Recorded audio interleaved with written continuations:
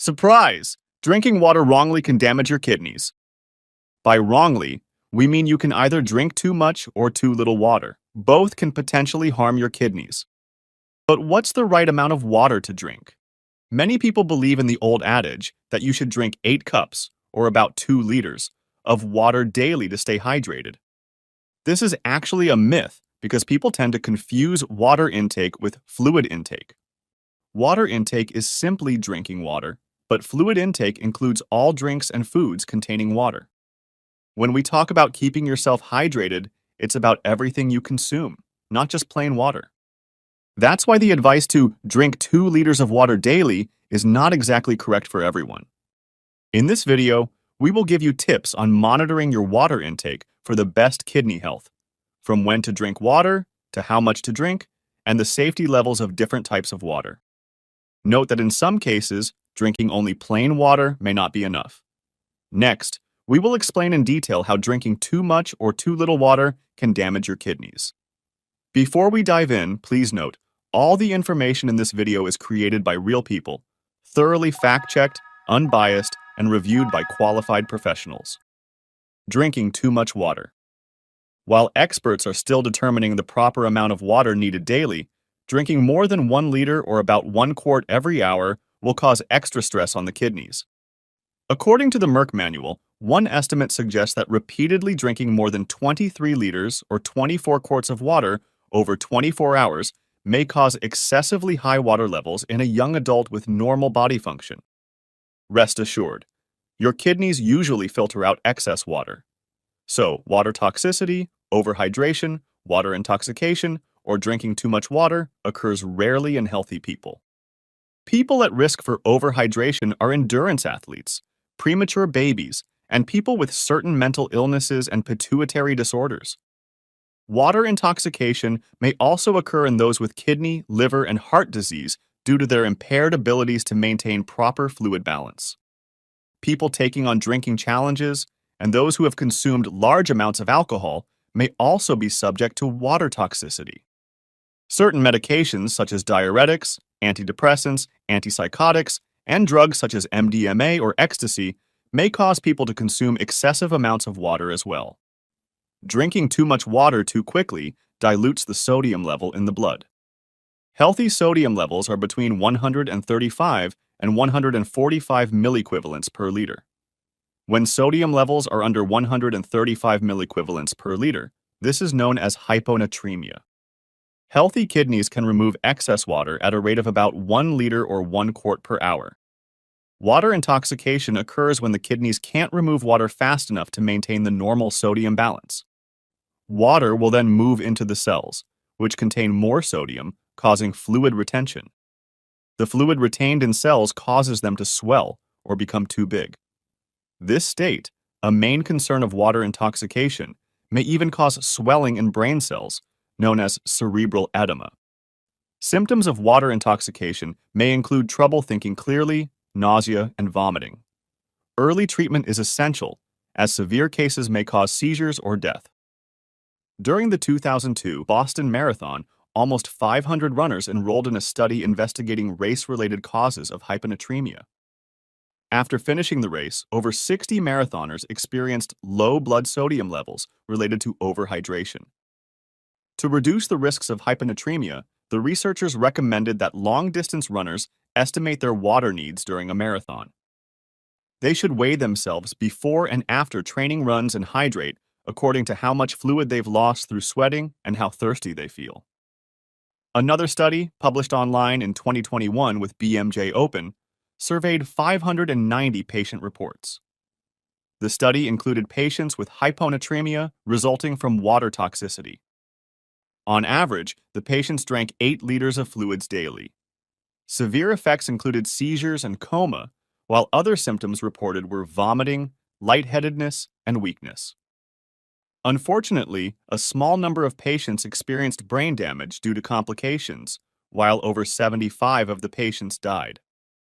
Overall, drinking too much water, although not common, may cause low sodium levels in the blood and fluid retention. These problems can cause severe damage to the kidneys. Studies also highlight the dangers associated with overhydration that may lead to death. Next, learn how kidney damage can also occur from drinking too little water. Are you enjoying our video so far? If so, please give us some hints by dropping a like, and we'll make more content like this. Drinking too little water. To stay hydrated, you should know when you need more water. Under normal circumstances, water loss occurs when we sweat, breathe, defecate, and urinate. For instance, during physical exercise, you breathe faster and sweat more. Pregnant or nursing women have additional water requirements. Also, water needs may increase if you're in hot weather or high altitudes. When you are ill, you may lose significant amounts of water with a fever, vomiting, or diarrhea. Dehydration occurs when water is lost faster than it can be replaced. Due to the abundance of water in most places, people can easily avoid becoming dehydrated. However, many adults, particularly older adults, are chronically dehydrated. Some older individuals have weakness, decreased thirst sensation, diabetes, or kidney damage that may put them at risk. The risk of dehydration also increases if you drink too much water without enough electrolytes. Still, we'll discuss this later. When the body is dehydrated, it attempts to correct the fluid imbalance through several mechanisms. Special sensors in the brain, known as osmolar receptors, detect changes in the blood's fluid and electrolyte balance. The hypothalamus signals the pituitary gland to release antidiuretic hormone, or ADH for short. ADH tells the kidneys to stop releasing fluid into the urine and instead reabsorb it into the blood. The kidneys also have a mechanism to compensate for dehydration. When the blood pressure drops, they release the hormone renin, which activates another system that increases blood pressure. Renin turns another hormone, angiotensin 1, into angiotensin 2. Angiotensin 2 signals the adrenal glands on the top of the kidneys to release aldosterone. Then, aldosterone signals the kidneys to reabsorb more sodium and water. This brings the blood pressure back into balance, while also helping you become hydrated. Dehydration should be addressed to avoid long-term kidney damage, even in mild cases. If dehydration continues and becomes severe, the kidneys will develop acute kidney injury, or AKI for short, which can occur in as little as 2 days. Low fluid volume also increases the risk of urinary tract infections and kidney stones. Even waste products may build up in the filtration system or return to the blood unfiltered. Fortunately, the hypothalamus also signals when you need to drink water. In response to low blood volume, the brain triggers thirst and, interestingly, detects when you swallow fluids. However, by the time you become thirsty, you may already be mildly dehydrated. So it's best to sip water throughout the day and drink more when you are thirsty. Older adults or those with brain injuries may have a reduced ability to sense thirst and should make sure to maintain adequate fluid intake. A large 2021 study published in Clinical and Experimental Nephrology examined the water consumption of over 50,000 Koreans. The results showed that increasing water intake was important for preventing kidney damage, especially in older men. As the participants drank more water in proportion to their body weight, their kidney function improved. In another 2016 study published in the American Journal of Physiology, researchers highlighted dehydration as a serious concern among field workers. This population has increased rates of chronic kidney disease. The study's findings suggested that thousands of field workers' deaths may be related to chronic dehydration. Researchers looked at various types of fluid intake in dehydrated rats to determine the effects on kidney damage prevention. They concluded that the rats who drank soda had the lowest hydration and the worst kidney damage. Rats drinking water or water sweetened with a natural sugar substitute only suffered mild effects of dehydration. So, it's important to stay hydrated by drinking water, not soda. This section discussed water loss and dehydration. Kidney injury, kidney stones, and urinary tract infections may result from inadequate fluid intake. Next, we'll highlight ways to monitor your personal needs for fluid balance. For those interested in the evidence, the studies supporting our claims are provided in the link in our description box. Monitor your water intake for kidney health. As mentioned, it's essential to pay attention to your thirst. Urine color, odor, and frequency may indicate how well fluid is balanced. Clear urine usually suggests that you are hydrated enough or too hydrated. When you drink more, you urinate more frequently. When you are dehydrated, your urine turns yellow or amber and may have a strong smell. As the urine becomes more concentrated, you'll also make fewer trips to the bathroom. In this case, you should increase your water intake. However, other factors such as infections and kidney disease may also cause changes in urine characteristics. When you are not hydrated, you may wonder if you should have an electrolyte drink. The answer is yes and no. First, let's discuss what electrolytes are, why they are important for healthy body functioning, and situations when the body may experience electrolyte imbalance. Electrolytes are tiny particles that carry an electrical charge. They help the body perform vital functions, including nutrient and waste transport, fluid balance, muscle contraction, and nerve conduction. They also help maintain your acid-base balance, heart rate, and heart rhythm. You've probably already heard the names of the most common electrolytes: sodium, potassium, chloride, calcium, magnesium, phosphate, and bicarbonate. Like water, they leave the body naturally through urine, feces, and sweat. You may lose more electrolytes along with fluid during illness with fevers, vomiting, or diarrhea. Electrolytes can also be lost when you're sweating heavily due to exercise or hot and humid outdoor temperatures, and also when you're taking certain medications. High blood sugar in people with diabetes also causes both electrolyte and fluid loss.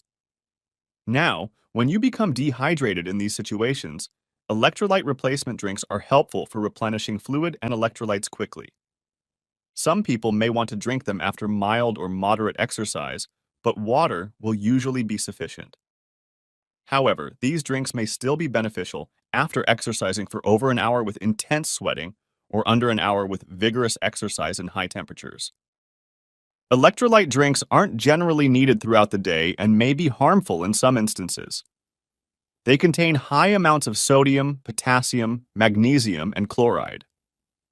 For people with kidney or heart conditions, these drinks may increase blood pressure or dangerously raise blood electrolyte levels. Some electrolyte drinks have high amounts of sugar, which can contribute to diabetes, obesity, and other health problems. They may also be full of unhealthy food dyes, preservatives, and artificial sugar substitutes. So, it's best to drink water. If you must drink these electrolyte drinks, read the ingredients label carefully. Most foods also contain electrolytes, but whole food sources from plants are the most nutritious. Good choices would be fruits, such as citrus and coconut water, but also some leafy green vegetables, honey, ginger, brine from fermented foods, beans, seaweed, pumpkin seeds, and fatty fish. These are all excellent examples of nutrient-dense electrolyte food sources. If you've watched the entire video so far, you will be able to recognize common myths about staying hydrated. Myth number 1. You must drink 8 glasses of water daily. Myth number 2. The more water you drink, the better it is for your body. Myth number 3. Drinking water is the only way to stay hydrated. Myth number 4. You should always drink high amounts of electrolytes or sports drinks when exercising. Another myth is that caffeine and alcohol are dehydrating. While both are diuretics that increase urination frequency and volume, moderate consumption can still help maintain your hydration. However, limit caffeine and alcohol along with other sweet drinks, since they can have damaging effects on the kidneys when consumed excessively. Up to 400 milligrams of caffeine a day, or about 4 9-ounce cups of coffee, is considered safe. Some people with kidney disease need to be cautious about the amount of water they drink. As kidney damage worsens, doctors may prescribe a limited fluid intake, particularly for those on kidney dialysis. At this stage, the kidney's capacity to create urine and regulate the amount of fluid in the body is greatly reduced. Some people may even stop making urine. However, people with kidney stones or urinary tract infections, or UTIs, should increase their hydration. Flushing the kidneys with water will help the stones fall apart. Besides that, drinking water will also help fight UTIs. This is because flushing the kidneys and bladder helps remove unwanted bacteria. You may be wondering if bottled water is better than tap water and what type of water you should drink for kidney health. There are a few factors to keep in mind. Tap water standards around the world vary in their safety. Tap water's purity depends on the location where you get your water. Not all drinking water at public facilities is safe.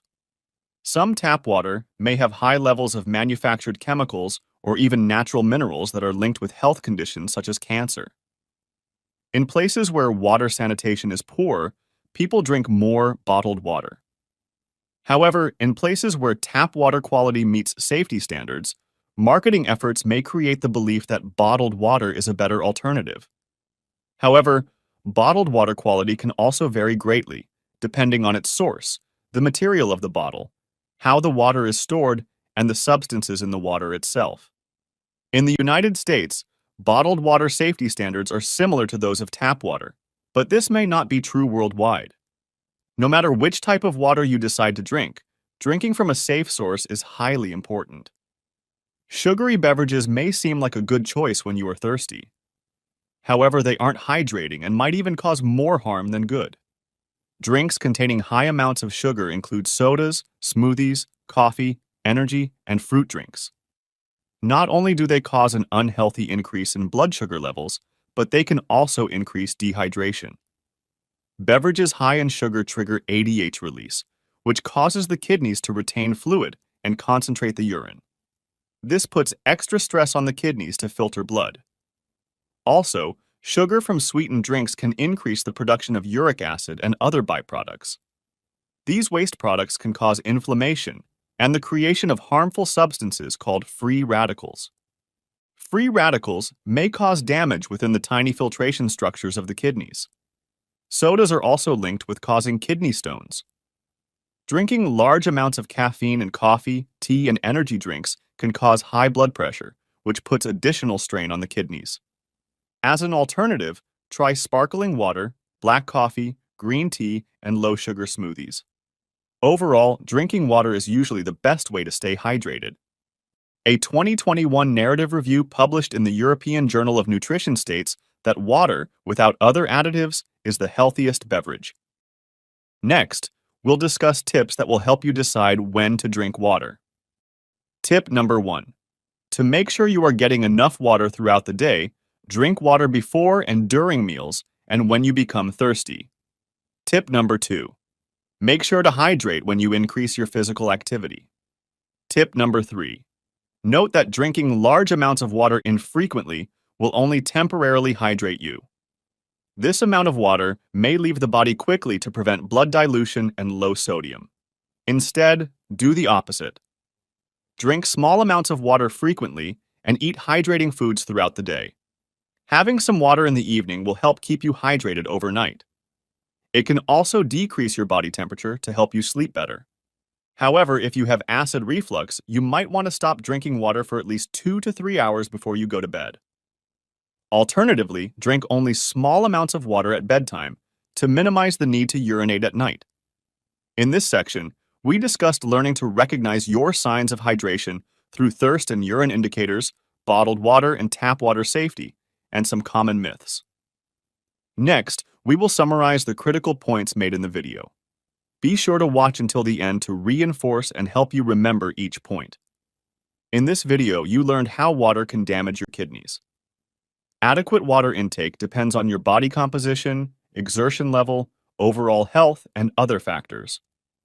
That's why daily water needs vary from person to person. You might need more than 8 cups of water a day at times and less than 8 at other times. Advertisers claim that the drinks they market are hydrating. However, not all fluids provide adequate hydration.